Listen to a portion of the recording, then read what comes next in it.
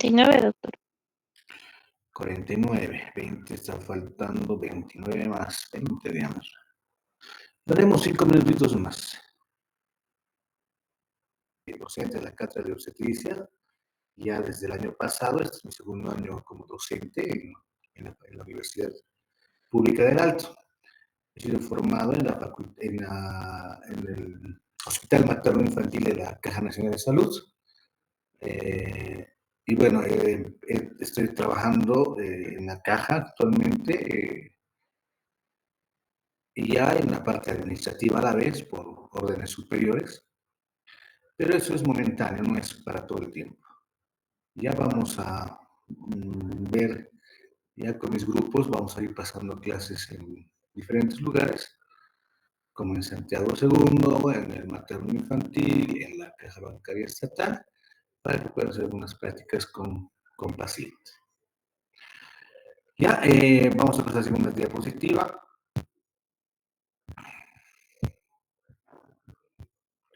Bueno, ¿qué es placenta? ¿Qué es la placenta? La placenta es un órgano feto-materno que se compone de una parte fetal, que es el corión, y el corión frondoso, perdón, y la otra materna, que es la decidua basal. Tiene una forma discoidal cuando está a término del embarazo, cuando llega a las 39 semanas, 38, 39, 40 semanas. Tiene una forma discoidal, mide entre 20 a 25 centímetros de diámetro y 2.5 a 3 centímetros de espesor. En su parte media, su peso es aproximadamente de 500 gramos, equivalente a la sexta parte del peso del producto. ¿Ya? Todo lo que hablemos en estas clases teóricas, en estas diapositivas, va a entrar al primer examen parcial. ¿Ya? Entonces, forma discoidal a término mide entre 20 a 25 centímetros de diámetro y 2.5 a 3 centímetros de espesor en su parte media. ¿Qué quiere decir en su parte media? Es donde se inicia el cordón umbilical. Esa parte del cordón umbilical tiene un espesor de 3 centímetros y va extendiéndose a los extremos, ya disminuyendo el grosor o el espesor y llega hasta 2.5 centímetros de espesor, desde la parte media a los extremos de la placenta, con un peso de aproximadamente 500 gramos, ya que que equivale a la sexta parte del peso del producto. Entonces, ¿qué es una sexta parte? Un producto generalmente está pesando entre 3 kilos, entre 2.500 hasta 3.500 kilos, lo normal. Entonces, 500 gramos que pesa la placenta equivale a la sexta parte del peso del producto, ¿ya? Bueno, hemos hablado de que es feto materno, la superficie fetal de la placenta es lisa y brillante, por estar recubierta por el amnios. Se observa la inserción del cordón umbilical, como ven en el gráfico, en el centro, y el recorrido de los vasos coriónicos. La superficie materna se observa áspera, es esta la superficie materna, estos son los cotiledones. Se observa áspera, rugosa, color rojo vinoso, de aspecto empedrado, por los cotiledones, que está en número de 15 a 38 cotiledones. La superficie fetal y la superficie materna. Ya aquí tenemos una gráfica donde se ve mucho mejor ya en vivo, porque otro es un gráfico. Aquí tenemos la vista materna y la vista fetal. Es lisa la vista fetal y en el centro se inicia el nacimiento del cordón umbilical, mientras que la materna es rugosa, como empedrada, por la presencia de los cotiledones. Ya podemos hablar modalidad Schultze, la vista fetal, y la vista materna, modalidad tónica. Aquí tenemos otra clasificación, es discoidal, vellosa, hemocorial y decidual. La más común es la discoidal. Las demás son en menos proporción de su presentación. Entonces, ¿cómo se forma la placenta? Cuando el sincicio trofobasto invade el endometrio, este reacciona haciendo la reacción decidual, que se inicia en el sitio de implantación y se propaga a todo el resto del endometrio. El endometrio es la parte interna del útero, es la cara interna del útero, donde se va a ir formando el sincicio trofoblasto. Invade el endometrio.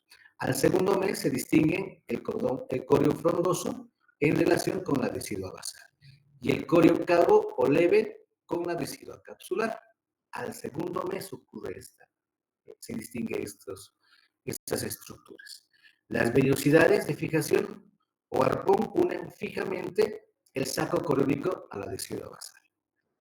Las arterias y venas endometriales pasan a través de hendiduras de la coraza citotrofoblástica hacia los espacios intervenosos. ¿Ya? Esto se forma a nivel, al segundo mes, se distinguen todas estas estructuras. Bueno, la membrana placentaria está formada por tejidos fetales que separan la sangre materna de la sangre fetal. En un principio, la barrera placentaria es gruesa, formada por 4 tejidos. Los 4 tejidos es el sincicio trofoblasto, el citotrofoblasto, el mesodermo somático, el endotelio de los capilares sanguíneos. Son las 4 capas o barreras que tiene que pasar, está formada de los 4 tejidos, perdón, la placenta. Bueno, al final del embarazo se adelgaza, desapareciendo casi todo el citotrofoblasto y mesodermo somático. ¿Ya? Entonces, a un principio está formada por estos 4 tejidos y ya cuando va aumentando el embarazo va adelgazándose esto de la placenta, ya desapareciendo casi todo el citotrofoblasto y el mesodermo somático. Bueno, trabaja o su función es de barrera, ya es una barrera o también llamada la membrana placentaria. No deja pasar moléculas de cierto tamaño y peso como bacterias, ya es un buen protector tanto con las membranas del producto. Evita infecciones, evita lo que es la corioamionitis, la infección del producto, por lo que nos dice acá, no deja pasar moléculas de cierto tamaño y de peso, como las bacterias. Las moléculas pequeñas como fármacos y virus atraviesan fácilmente. La sangre materna y fetal nunca se mezclan por estar separadas por la membrana o la barrera placentaria. El corio frondoso es la placenta término, la barrera o membrana placentaria de las vellosidades coriónicas es muy delgada. No estamos hablando de pocas milímetros. Las áreas de menor grosor son las zonas alfa, que miden de 2 a 14 milímetros, donde se hace el intercambio rápido de gases, nutrientes y desechos. ¿Ya? Las áreas de menor grosor son las zonas alfa, que miden entre 2 a 14 milímetros, donde se hace el intercambio rápido de gases, nutrientes y desechos. Hacia el final de la gestación, las zonas alfa pueden romperse y una pequeña cantidad de sangre fetal se mezcla con la sangre materna al final de la gestación. Estamos hablando a las 38, 39, 40 semanas. Y las zonas beta, que miden entre 15 a 60 milímetros, son las de mayor grosor y en ellas se produce el intercambio lento de la mayor cantidad de sustancias y el metabolismo, almacenamiento y síntesis. Ya tenemos zonas alfa y tenemos zonas beta. Los cotiledones, al cuarto o quinto mes, la decidua basal emite septos incompletos. Los tabiques deciduales que envuelven a grupos de vellosidades en comportamientos llamados cotiledones. Los cotiledones son formados al cuarto o al quinto mes. Los tabiques deciduales son incompletos porque no alcanzan la placa coriónica. Un cotiledón es la unidad de intercambio placentario. Esto es como los alvéolos en los pulmones, el cotiledón es lo mismo. Es la unidad de intercambio placentario. Los cotiledones placentarios son de forma y tamaño irregular. Sobresalen en la superficie materna de la placenta como zonas redondeadas, lo que le da una apariencia acolchada. ¿Ya? Como han visto en el gráfico, la cara materna. ¿Y cuáles son las funciones de la placenta? La placenta tiene 3 funciones principales: el metabolismo, el transporte de gases, nutrientes y anticuerpos y la secreción endocrina.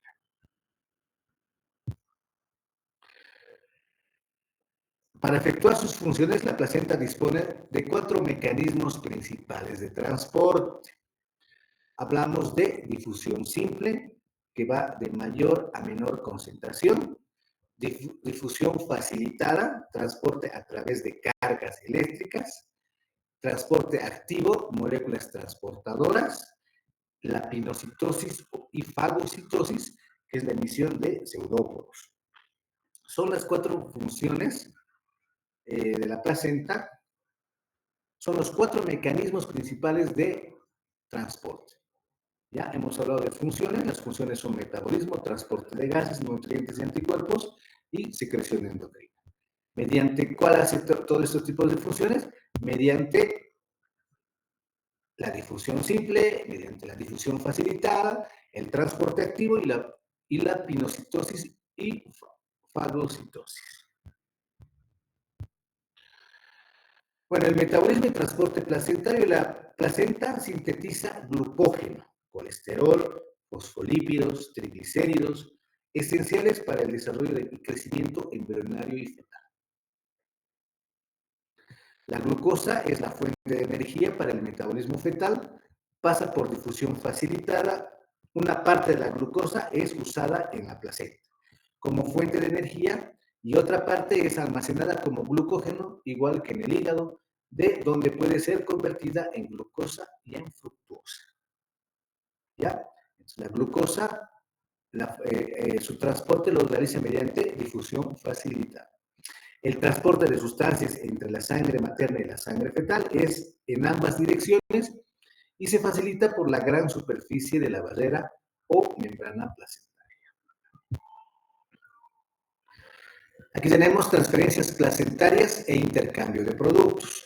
La placenta realiza las mismas funciones respiratorias que los pulmones, los copiadores en este caso. El intercambio de oxígeno y de CO2 es favorecido por la hemoglobina fetal, que tiene la capacidad de transportar 30% más de oxígeno que la materna.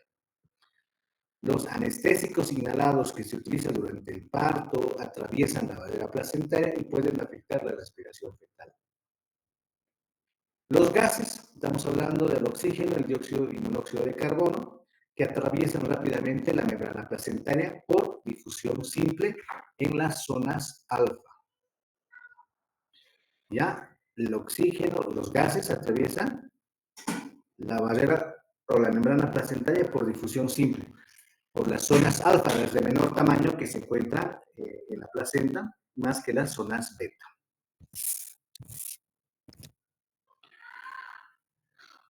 La transferencia placentaria e intercambio de productos. Ya todo esto son preguntas de exámenes porque bueno, los nutrientes, en este caso el agua, es el producto intercambiado con mayor rapidez entre la sangre materna y la sangre fetal. El feto al término de la gestación recibe un poco más de 3,5 litros de agua por hora mediante la transferencia placentaria. Las sustancias nutricionales como la glucosa, ácidos grasos libres atraviesan la barrera placentaria por difusión facilitada, las grasas neutras por pinocitosis, las vitaminas hidrosolubles como el ácido ascórbico pasan fácilmente la barrera placentaria, las liposolubles como la A, la D, la E y la K atraviesan por diferentes procedimientos. ¿Ya? Las hidrosolubles son las que tienen mayor pase o fácilmente la barrera placentaria. Excreción, la placenta realiza también la función como el riñón, excretando urea, ácido úrico, creatinina y bilirrubinas. ¿Ya? Es la función de excreción de la placenta. Estamos hablando que puede funcionar como los riñones, excretando urea, ácido úrico, creatinina y bilirrubina. En cuanto a la secreción endocrina, el sincitio trofoblasto sintetiza hormonas proteínicas y hormonas esteroides. Las proteínicas es la gonadotropina coriónica humana, la somatotropina coriónica humana, la tirotropina coriónica humana y la corticotropina coriónica humana. son las hormonas que sintetiza la placenta, y también las hormonas esteroides, como los estrógenos y la progesterona, que también es parte de la secreción endocrina de la placenta. ¿Y cómo los anticuerpos hacen transferencia en la placenta? El feto recibe inmunidad pasiva por transferencia placentaria de anticuerpos maternos, las alfa y las beta globulinas, y llegan en pequeñas cantidades. La inmunoglobulina G, gamma globulinas atraviesan la barrera placentaria por pinocitosis, confiriendo inmunidad pasiva al feto contra algunas enfermedades, como la difteria, la viruela, el sarampión, y no adquiere inmunidad para tosferina y varicela. ¿Ya? Entonces, eh, estas inmunoglobulinas van a ser las que van a dar inmunidad pasiva al producto. Bueno, aquí está la formación. Aquí tenemos la decidua parietal, el 1. ¿Por qué? Porque está pegada a la pared uterina. La decidua capsular ya encapsula al producto. La decidua basal, el número 3, que se encuentra en la implantación del producto. Y la cavidad uterina, ¿no? Este es el útero. En la 8ª semana. En la 12ª semana, el saco coriónico, ya se forman las membranas, los sacos. La placenta ya se está encontrando en formación, esta va a ser la placenta. Se crea la placenta a la semana 12ª, ¿ya? ¿Dónde se está formando la placenta? ¿En qué semana se forma la placenta? En la 12ª semana. La cavidad amniótica, que es el número 7, es donde se encuentra el líquido amniótico, donde el bebé está completamente lleno de líquido para poder estar bien ese producto. Y el número 8, que es la decidua parietal y capsular unidas. Parietal, ¿por qué? Porque está más junto a la pared uterina, que es esta.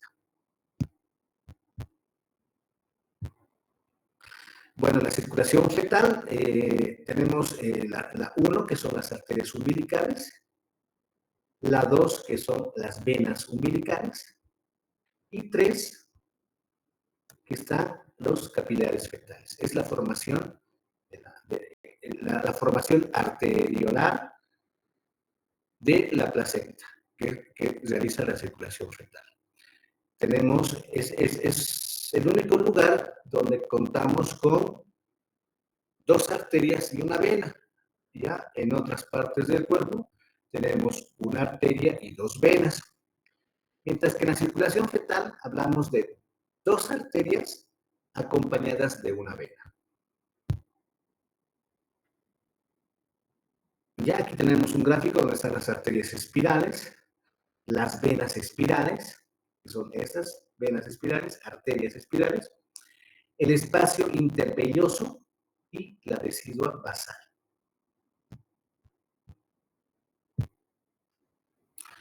Bueno, la circulación fetal, la sangre oxigenada llega al hígado a través de la vena umbilical. Una pequeña porción pasa al sistema portal y el resto a través del conducto venoso pasa a la vena cava inferior. De ahí llega a la aurícula derecha, en ella la mayor proporción va a la aurícula izquierda, a través del agujero oval. El agujero oval todavía no está cerrado a esa edad. Cuando se encuentra el producto intrauterinamente.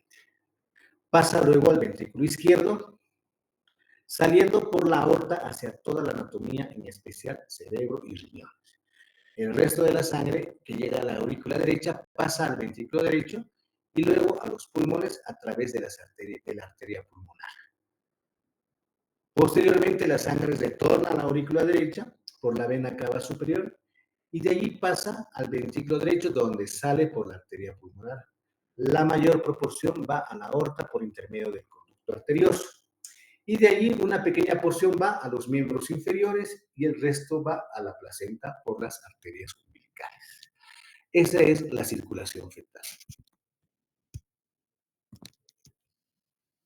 ¿Y qué anomalías podríamos encontrar o enfermedades podríamos encontrar en la placenta? Tenemos lo que es la placenta subcenturiata o multilobulada. presenta lóbulos accesorios, aparte de los cotiledones, presentan lóbulos accesorios. Y la fisiología normal puede presentarse problemas en el alumbramiento con retención de lóbulos accesorios por rompimiento de vasos coriónicos. Lóbulos retenidos pueden infectarse produciendo fiebre puerperal o pueden degenerar hacia corioepitelioma, ¿ya? Entonces, esta es la placenta y esto ocurre generalmente cuando la modalidad de salida de la placenta es de forma de la cara materna.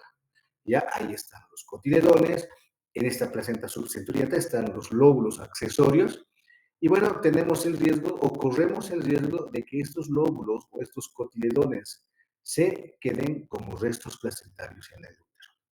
Cuando tenemos ese tipo de modalidad, ya, cuando tenemos ese tipo de modalidad materna, lo importante o después de un parto, realizar un legrado para poder extraer los restos que posiblemente se lleguen a quedar después del alumbramiento.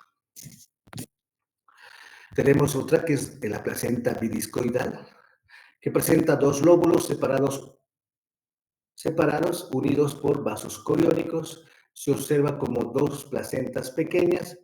La fisiología es normal, igual, pese a que tenga esta gráfica. Y el problema también es el alumbramiento, ¿ya? Se quedan restos. Con la placenta subcenturiata, con la placenta bidiscoidal, la fisiología es normal. La función placentaria va a ser igual que una placenta discoidal, pero el problema es en el alumbramiento, en ambos.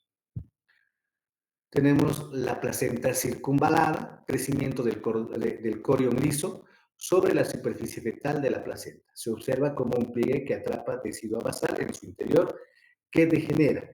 El pliegue predispone a desprendimiento prematuro de la placenta o provoca hemorragias en el borde placentario. Igual la fisiología de la placenta, las funciones que hemos hablado hace un momento, son normales, pero esta circunvalada predispone a que se desprenda prematuramente la placenta. Aquí hablamos de placenta acreta, placenta increta, placenta percreta. Esta es la invasión de la placenta a la pared uterina. La placenta acreta se produce cuando los elementos deciduales son escasos y las vellosidades coriónicas alcanzan al miometrio. Se pegan, no profundamente, pero se pegan al miometrio. En este tipo de placentas, igual el problema es, durante el alumbramiento, ¿no? Porque se quedan restos placentarios. La placenta increta es cuando las vellosidades penetran ya al miometrio. En estas, la complicación es hemorragia, en una increta y en una percreta, porque la increta dice cuando las vellosidades penetran al miometrio, o sea, atraviesan la pared muscular del útero, y la placenta percreta es cuando las vellosidades atraviesan el miometrio y alcanzan hasta atravesar toda la musculatura del útero. Pueden alcanzar a penetrar hasta órganos aledaños. En este caso, el órgano aledaño más cercano al útero tenemos a la vejiga. Ya en estas dos placentas, tanto increta y percreta, bueno, ya tenemos que diagnosticarlo antes del parto o antes de la cesárea para tal vez ya realizar un tipo de procedimiento, ¿ya? Porque atraviesan, se quedan restos y la placenta o el útero empieza a sangrar bastante. Y el último radical tratamiento es la histerectomía, ¿no? Extraer el útero, ¿ya? Porque no dejan de sangrar. Son muy sangronas. Y bueno, pues el único tratamiento para poder salvar la vida de la paciente es realizar una histerectomía, ¿no?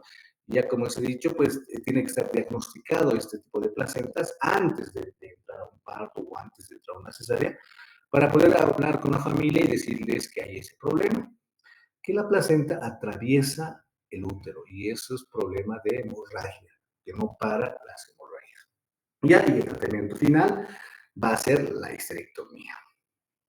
Las pacientes presentan embarazos y partos normales, ¿ya?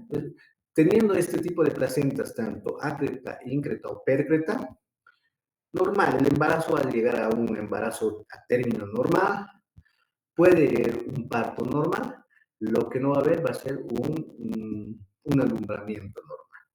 ¿Ya? Después del nacimiento, la placenta no se separa de la pared uterina, debe hacerse extirpación del útero. Ese es el tratamiento para este tipo de placentas.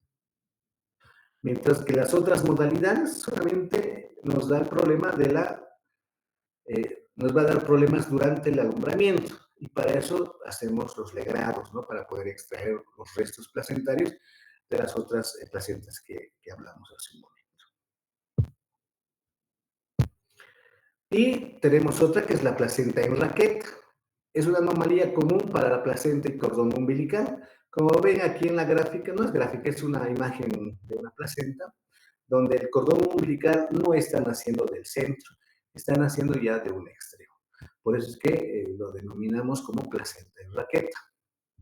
La inserción del cordón umbilical es en el borde marginal, lo que da a una placenta en una forma de raqueta.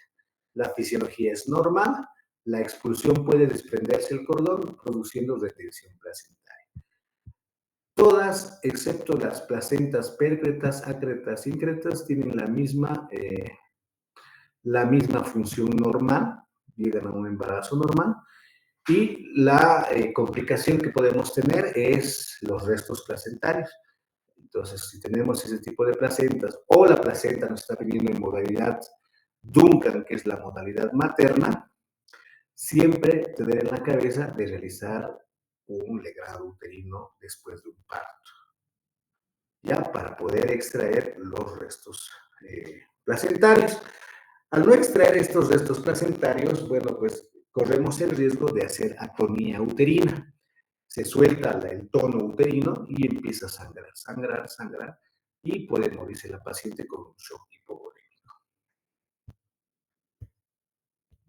Ya, acá en esta gráfica estamos hablando de la vista materna o modalidad Duncan, que tiene un 10 a 15% de presentación, que no es tan común, mientras que la modalidad fetal o vista fetal o Schulze, que esta es la modalidad más común que se presenta una placenta en un alumbramiento.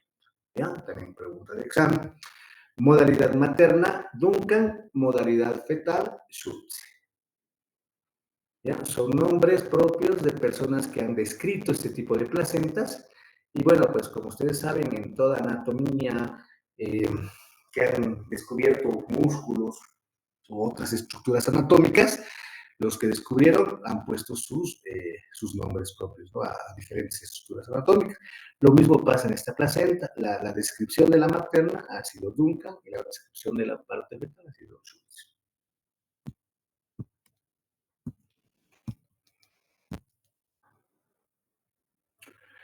Entonces, todo para el primer examen parcial vamos a sacar de las presentaciones que le estamos dando. Yo voy a pasar la presentación a la responsable del grupo para que puedan tenerlo también ustedes y puedan estudiar de la presentación. Ya,